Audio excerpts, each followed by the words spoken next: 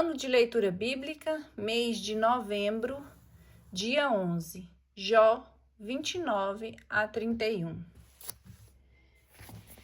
Jó capítulo 29, monólogo de Jó. Bons tempos aqueles. Jó continuou seu discurso nesses termos.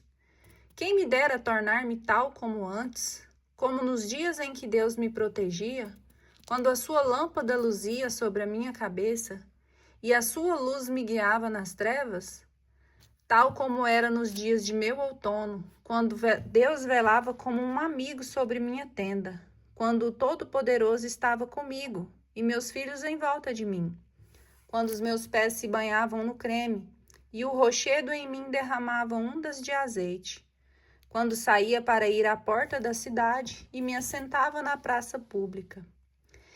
Viam-me os jovens e se escondiam os velhos, e os velhos levantavam-se e ficavam de pé. Os chefes interrompiam suas conversas e punham a mão sobre a boca. Calava-se a voz dos príncipes e sua língua se colava no céu da boca. Quem me ouvia, me felicitava. Quem me via, dava testemunho de mim. Livrava o pobre que pedia socorro e o órfão que não tinha apoio. A bênção do moribundo vinha sobre mim, e eu alegrava o coração da viúva. Revestia-me de justiça, e a equidade era para mim como uma roupa e um turbante. Era os olhos do cego e os pés daquele que manca. Era o pai dos pobres, e examinava a fundo a causa dos desconhecidos. Quebrava o queixo do perverso e arrancava-lhe a presa entre os dentes, e dizia: morrerei no meu ninho, e meus dias serão tão numerosos quanto os da fênix. Minha raiz atinge a água, e o orvalho ficará durante a noite sobre meus ramos. Minha glória se renovará, e meu arco se reforçará em minha mão.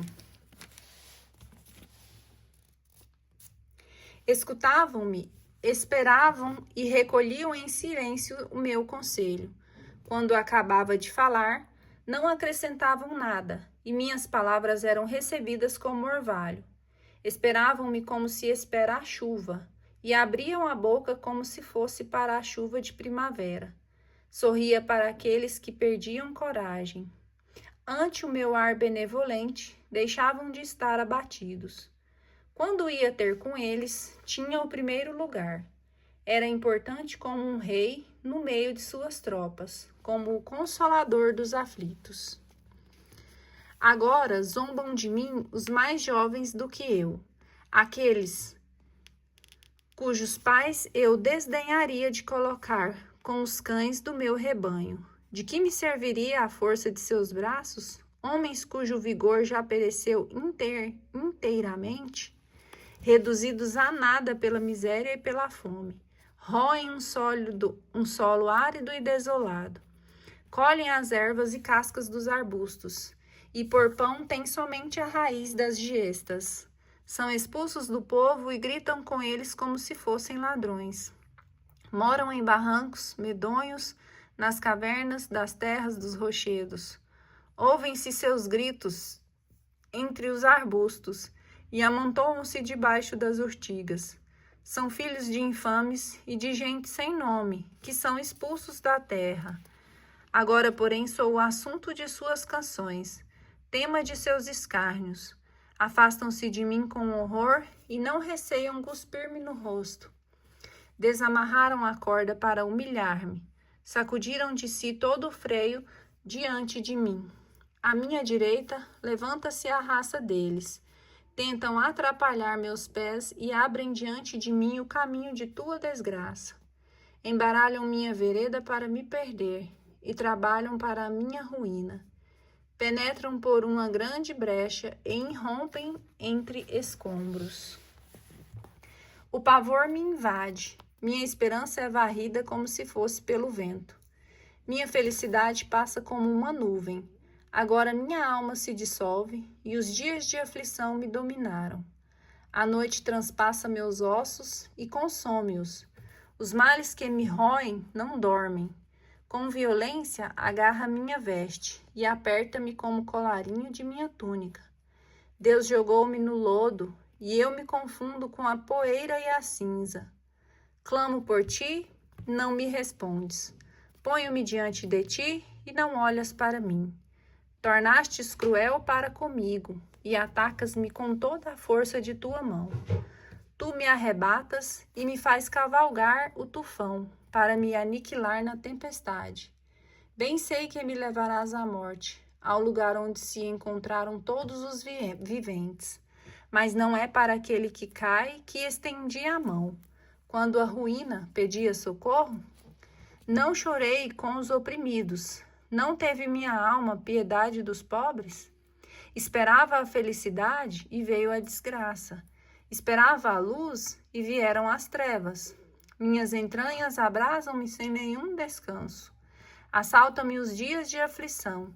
Caminho no luto, sem sol, levanto-me numa multidão de gritos. Tornei-me irmão dos chacais e companheiro dos avestruzes. Minha pele enegrece-se e cai, e meus ossos são consumidos pela febre. Minha cítara só dá acordes lúgubres, e minha flauta sons queixosos. Jó, capítulo 31. Jó refina sua inocência.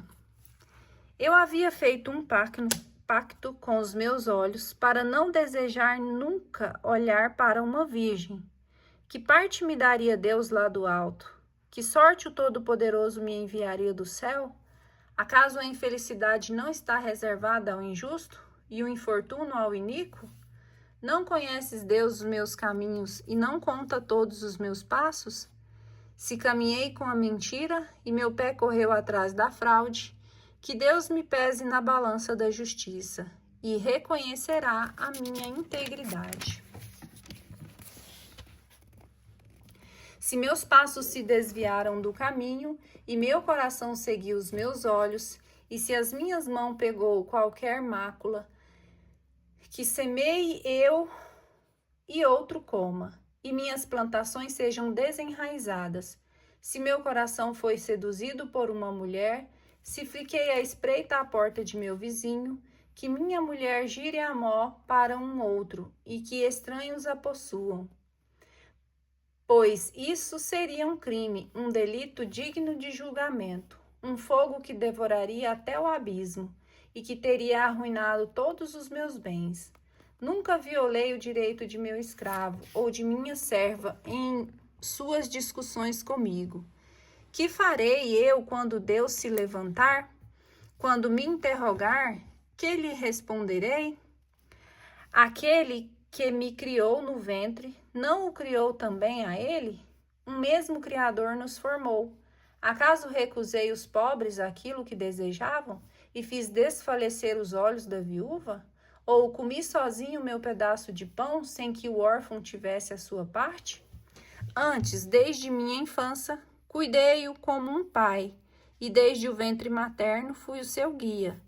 Se vi perecer um homem por falta de roupa e um pobre que não tinha com que cobrir-se, sem que seus rins me tenham abençoado, aquecido como estava, como a lã de minhas ovelhas, se levantei a mão contra um órfão, quando me via apoiado pelos juízes, que me deu ombro, caia de minhas costas e meu braço seja arrancado de seu cotovelo, pois o terror de Deus me invadiu. E diante de sua majestade não posso subsistir.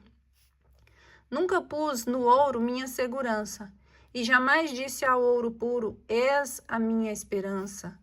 Nunca me rejubilei por ser grande, a minha riqueza nem pelo fato de minha mão ter ajuntado muito. Quando via o sol brilhar e a lua levantar-se em seu esplendor, jamais meu coração deixou-se seduzir em segredo. E minha mão não foi levada à boca para um beijo. Isso seria um crime digno de castigo, pois eu teria renegado o Deus que está no alto. Nunca me alegrei com a ruína de meu inimigo, nem exultei quando a infelicidade o feriu. Não permiti que minha boca pecasse, reclamando sua morte por uma imprecação. Jamais as pessoas de minha tenda me disseram: há alguém que não tenha ficado satisfeito da carne? O estrangeiro não passava a noite fora. Eu abria minha porta ao viajante. Nunca dissimulei minha culpa aos homens, escondendo em meu peito minha iniquidade, como se temesse a multidão e receasse o desprezo das famílias, a ponto de manter-me quieto sem pôr o pé fora da porta. Oh, se eu tivesse alguém para me ouvir!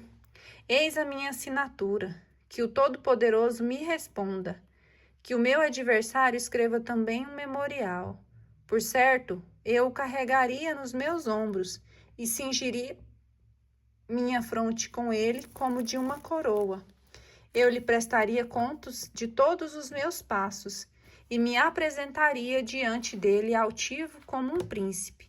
Se minha terra clamou contra mim e seus sulcos derramaram lágrimas, e comi seus frutos sem pagar, se afligiu seus donos, que em vez de trigo nasçam espinhos, e joio em vez de cevada. Aqui terminam os discursos de Jó.